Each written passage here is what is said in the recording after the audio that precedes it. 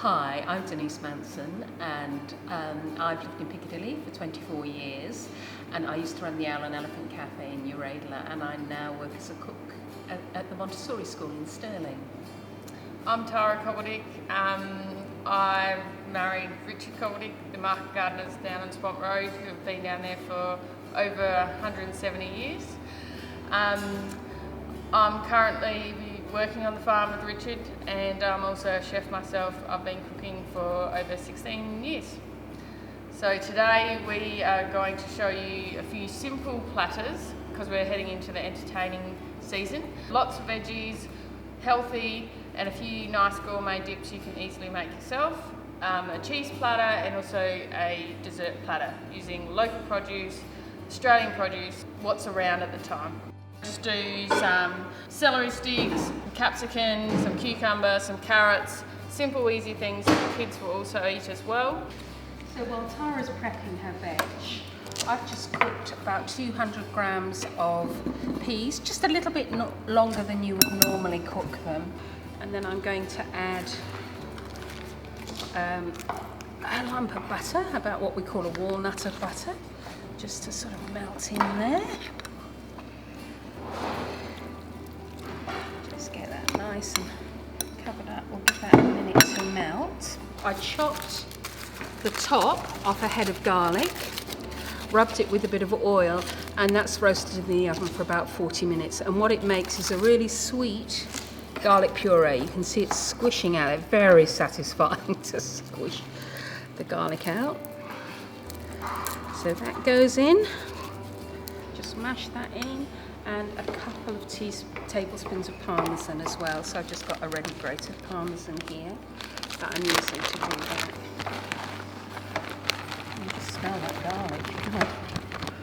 So with the asparagus, you can either blanch it, which is pop it into some boiling water for 30 seconds and then refresh it in ice water to stop the cooking. This is quite young and tender asparagus, which you can still eat raw. So we're going to leave it raw on our platter today. You always want to, they say rule of thumb is where it snaps is where it is the tender part. The bottom part, you want to discard that one. I just chop it. It's because you're a chef. I haven't got time to faff around. No. Now, this isn't quite as much as I usually have it because I haven't got a food processor here, but you can run it quickly through a food processor or a NutriBullet to get it to that slightly creamier consistency. But if you're really pushed for time and you can't make your own dip and you just want to buy some dips, of course that's absolutely fine. I think it's really nice though to take them out of the plastic tubs. You're not pretending that you've made them.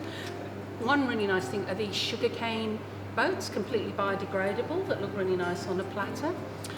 These are actually from Packrite, so they're in large quantities, but you can sometimes get them at places like Cheapest Chips, or just keep an eye out, those crafty shops. They're really handy to have. They are handy. Yeah. So we grow beetroots down on the farm, so this is one of my favourite dips. I roast off the beetroot in some balsamic, some garlic, a little bit of sugar and thyme, and then until it's completely tender, and then I blend it up with some chickpeas, and salt and pepper, and you can add feta if you like. I don't, I keep it dairy free, but it's a really great, versatile, healthy dip to have in the fridge. And like this will last in the fridge for a week as well. And I'm just going to do a quick tomato bruschetta, which will be our third dip, which is easy to do. You can just perfect to go onto croutons, refreshing. Coming into those warmer months now where tomatoes are back in season, basil's back in season. Make the most of them while they're nice and sweet. Just that. So just a little bit of red onion, not too much, because I'm going to add some fresh garlic as well. I'm a lover of red onion in salads, so it goes in everything. These are just some fig leaves from my fig tree, or you can use grapevine leaves if you have a vine. So this is our garlic, so we grow garlic also. So this is at fresh stage, so we've just pulled it today. Quite strong in flavour, so just a small amount of this one. I'm a bit funny with garlic. I like to only use Australian garlic. Yeah, so same. we try and keep ours as long as we can. So nice and fine. And it's got a bit easier now, even if people aren't in this area, to get Australian grown garlic in the supermarkets. They've got a lot better than they used to be, haven't they? Got some South Australian olive oil. Beautiful. Salt and pepper. Right. And just a bit of balsamic vinegar as well. Basil. So this is like a bit of a salsa. Yeah, so, and then you can just have it on crusty croutons, or if you've picked up a nice local loaf of sourdough from around here.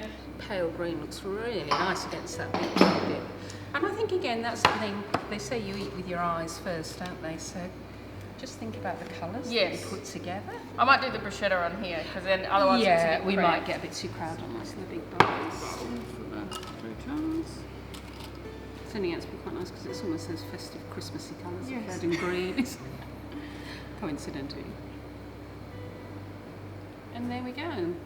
So easy, entertaining, fresh ingredients. So we're just going to look at a very simple cheese board now, which can go alongside our veg, and it's quite a nice thing to do your cheese board separately. Important with cheese, you need to leave it out of the fridge at least an hour. Yeah, at the very least an hour. At least an hour. So we've got an Australian camembert there, a really nice Tasmanian classic blue, a wedge of cheddar there. So those are our 3 cheeses on the plate. I really love these. These are beetroot crackers and they're rice crackers, so they're gluten-free. You can choose several different types, but don't go mad. Just keep it nice and simple. Smoked almonds I really like, but you can use dry roasted almonds or other nuts, and I like those just loose on the board. So if I don't have quince paste, I'll use a few dried figs and I'll just slice them through. There's some lovely dried apples from Tara here that we use. So they're local dried apples. Fantastic. They're from Appalina Hills. Oh yes, absolutely delicious. And that's dried quince. Oh, lovely. So that is like a I've quince cooked paste. it in the oven in the syrup and then dehydrated it. Oh, beautiful. What a clever way to do it. That's so much easier than making quince paste. It was an experiment. Obviously it worked. I'll be tasting some of that later, so let's cluster a bit of that round there as well. And I think those oranges will give some beautiful colour at the end there. Oh, I love the way the blood oranges go with the beetroot crackers. And there we go. There's a really pretty cheese and dried fruit board. Beautiful, done. Great. Over to you, Sarah. Alright, I'm just going to do a quick dessert platter. We've just made a few simple desserts. If you don't have time, you can always go to the supermarket and buy them and replate them, and people would never know. So, to be honest with the brownies, you could even buy a Betty Crocker mix and mix it up. 2 minutes. It's just really about making it easy and quick. So, exactly. I'm going to start off with, I've made some, so these are like similar to a bliss ball. So I've made some banana, coconut and oat balls. I've also made a chocolate orange and pepita seed slice.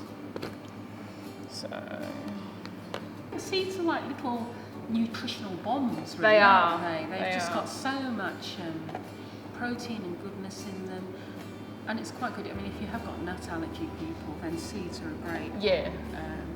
Most people who are not allergic are not seed. So they're just a little chocolate banana truffle as well. I've got the dried citrus again, but this time I have just drizzled a little bit of dark chocolate, like 90% cocoa. So just for a little bit of colour. We had some really nice ripe pineapples available, and I thought, you know what, I'm going to dry them. It'd be really nice dried. We'll do cocktails next year. So these are still early on in the season for mangoes. Yeah. Come closer to Christmas, they'll be obviously in their peak season. Yeah. We're quite particular. We really like the KP mangoes. Yes. We find them a lot sweeter. Yeah. Really nice colour and flavour.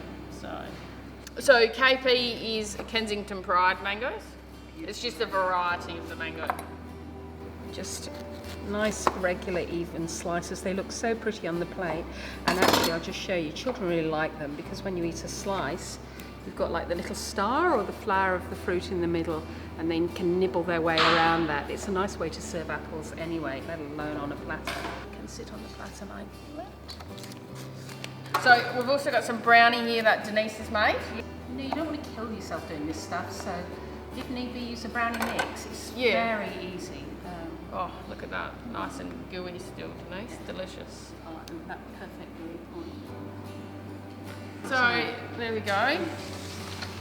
There's our easy entertaining ideas coming into festive season using local fresh produce.